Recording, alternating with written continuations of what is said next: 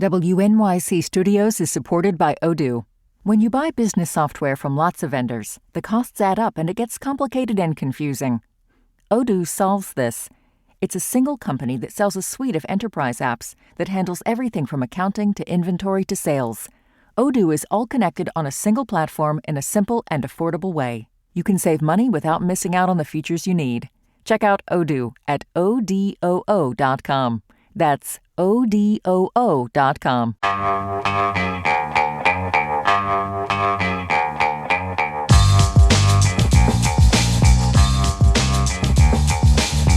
Brian Lehrer on WNYC. So January is something of a reset month, right? And for a growing number of people, it also means dry January, a full 31 days without alcohol. What started as a public health campaign in the UK has taken on a life of its own here, especially as new research continues to challenge old assumptions about alcohol and health.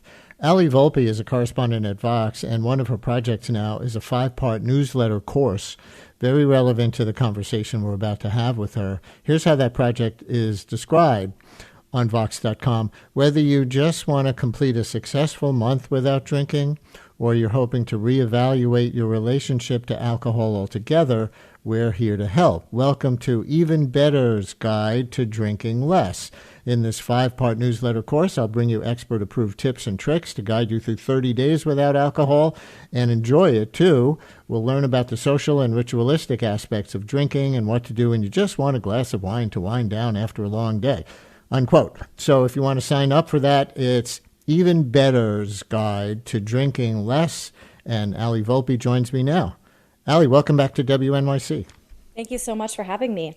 And listeners, if you're making this a dry January for yourself, how's it going? Why did you want to cut back? What do you notice about your body, your mood, or your social life? 12 days in, 212-433-WNYC. We can also take some calls from people who work in bars or restaurants with, wine and cocktail menus. Do you go about things differently now that dry January appears to be taking off? Is it affecting your business? Is it affecting the kinds of interactions people have as maybe they order more mocktails or club soda or whatever? 212-433-WNYC. Call or text 212-433-9692.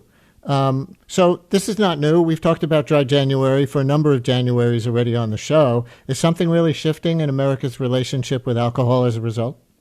Yeah, I think people are starting to really interrogate their relationship with alcohol, and it kind of starts with Gen Z. Overall, it seems that Americans seem to be cutting back on their drinking. According to a July 2025 Gallup survey, 54% of American adults said they consume alcohol, which is the lowest share since Gallup started tracking drinking behavior in 1939. And we can compare that to the late 1970s when over 70% of Americans said they consumed alcohol. It is a pretty big jump. However, according to recent reporting by Reuters, the volume of drinks hasn't changed much since, again, the mid-1970s. Americans are on average still consuming 10 to 12 drinks a week. Instead, the drinks market research firm IWSR, who did this research, pointed to financial constraints for a potential downturn in drinking. People simply can't afford booze like they used to. So I think there's two things playing here. There is sort of the generational divide.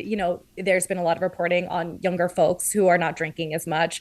And then there's the health aspect. People might be taking a closer look at how drinking affects how they feel. You don't want to wake up groggy or with a hangover. And then there's also the financial part of it, that this stuff does cost money, when maybe you could drink tea or coffee and it doesn't cost as much, except, if you get a fancy drink, it does cost a lot. Here's a dry January participator. Stephen in Brooklyn, you're on WNYC. Thank you for calling in, Stephen. Hi. Oh, hey, great. Thanks for taking my call, Brian. I want to have a vote of it being a very positive experience for me. I've tried it a few years now, and it's overall, it's helped in a lot of different facets of my social life, both with my family. So lots of improving of communication with my spouse and my son. And that's all kind of driven by better sleep and just feeling more focused and less foggy, all of those things. Sounds like it might continue into February for you. Yeah, I mean, I think that is a challenge generally. It's a really good way to start what could be more of a longer term way to deal with some of the issues around consuming and honestly sometimes over consuming. And so it is a good jumping off point. I think it can be a challenge to take that next step and choose to be really a sober person, and that's a whole other conversation, I think. Stephen, thank you very much for being that open about your thing. And Murgatroyd in Nyack doing Dry January. For the first time I see Murgatroyd, right? Hi, you're on WNYC. Yes, for the first time. I don't think I've not had a drink more than 2 days in 20 years or something. How's it going? But so far, so good. It's been a week. Why did you decide this year to do Dry January? Because I found my alcohol intake creeping up over the last few years, from a couple of glasses of wine to 3 to 6 daily. And I thought it was time to sort of try a reset and hopefully have a more healthy relationship with alcohol when the month was over. Thanks for calling. Maybe saying it out loud helps reinforce it. So, Allie, Dr. Oz, who's now a public health official in the Trump administration, as we know, suggested that a drink shared socially might have benefits because social connection itself is good for us. How do you think about that statement? Yeah, I think it kind of goes back to our personal relationship with alcohol. And that's what experts have told me. I mean, there's, again, research and, hundreds of years of history that show that, alcohol is perhaps a social lubricant and it helps us, feel more confident or connect with other people better. But, if you feel that you are relying on that to be in social situations, maybe you take a look at, why you're relying on that in the first place and can interrogate exactly, the role that alcohol plays in those social situations. But I think every once in a while, if you have a beer to loosen up with coworkers after work, again, I don't think there's that much wrong with that. And yeah, there's been some anecdotal reporting about, how people are concerned that because young people aren't drinking as much, they are missing out on these social opportunities. And again, it is really, really personal, people's relationship with alcohol, their relationship with, interacting with other people, social anxiety, that's certainly on the rise. So I think, if you're relying on it as a crutch to interact with other people, again, maybe you take a step back and think about your relationship. But yeah, if you're just loosening up a little bit and it's not too problematic, I don't think many people would have an issue with it. I think we have a caller on this social interactions aspect. Charles in Fort Greene, you're on WNYC. Hi, Charles. Hi, good morning. I've been doing Dry January, and I think one of the reasons why I wanted to do it is because it felt like so many of my social interactions with my friends just became drinking at different places around the city. And I think it's been really positive for me. I think because I'm not drinking, it's actually just opened up more space to engage in deeper conversations with my friends, and then also just try more things around the city. I think when I was younger, I played a lot of sports with my friends, but now that we're in our late 30s, we don't do that as much. And so we just, going to the bar was easy. But now that we're not doing that, I think it's been really great. And I think I've just gotten a lot more out of my social life because I'm more sort of tuned in and present. Charles, thank you very much. Well said.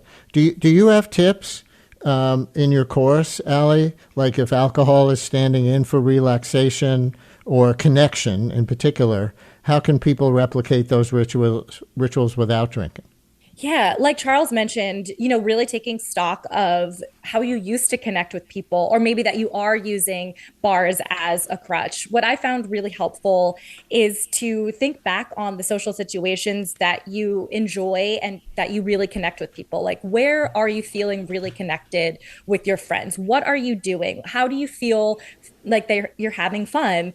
And oftentimes alcohol is sort of a backseat to that. You know, you might be at a bar having a really great conversation with people you love. You can replicate that exact scenario in another place that is not a bar, or even if it is a bar, one that has, low ABV or mocktail options. So oftentimes it is the form of connection that we're craving and not so much the alcohol. And it is very ritualistic. So if you are used to getting dinner with your friends and having a bottle of wine, that sort of becomes really entrenched in our routines. And we can sort of remove that. Again, there are tons of non-alcoholic options these days. So if you do like the taste of it, the feel of it, like of a glass in your hand, you can very easily make that swap.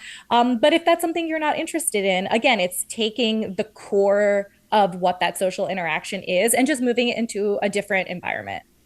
Let me sneak in one more call here on a certain substitution in the modern era that some people may be engaging in. Heather in Queens are on WNYC. Hi, Heather.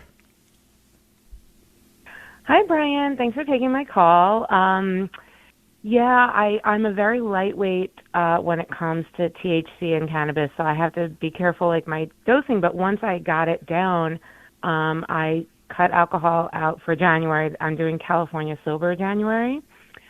So what does that mean, California Silver January? Well, California Sober is it can mean, from what my understanding is, one of two things. One is you just do weed. That's your only drug. Cannabis, gummies, whatever it is. Some people extend that to beer or wine. And so what I've done is I'm not drinking in the house. I take a gummy at night to go to sleep. On the weekend, if I'm watching movies, I have a little smoke. I got it. And I misheard your word. So it's California Sober. So I guess that involves using cannabis. We've got 30 seconds, Allie. You've come across this before, I imagine. Oh, definitely. Yeah, that's been a rising trend over, the last decade or so. And yeah, it is a good alternative for people who want to feel a little, a little head rush, a little calm, but don't want to drink. But there are plenty of people who do too much cannabis. Right. I mean, we all have our vices. Our vices on Voxes, in particular Vox.com. Allie Volpe, correspondent at Vox, joining us from book leave, actually.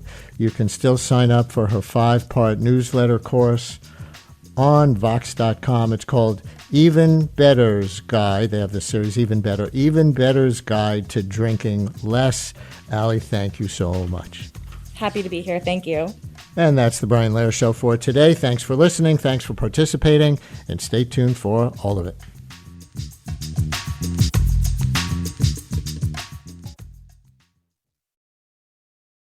Since WNYC's first broadcast in 1924, we've been dedicated to creating the kind of content we know the world needs. Since then, New York Public Radio's rigorous journalism has gone on to win a Peabody Award and a DuPont Columbia Award, among others. In addition to this award-winning reporting, your sponsorship also supports inspiring storytelling and extraordinary music that is free and accessible to all. To get in touch and find out more, visit sponsorship.wnyc.org.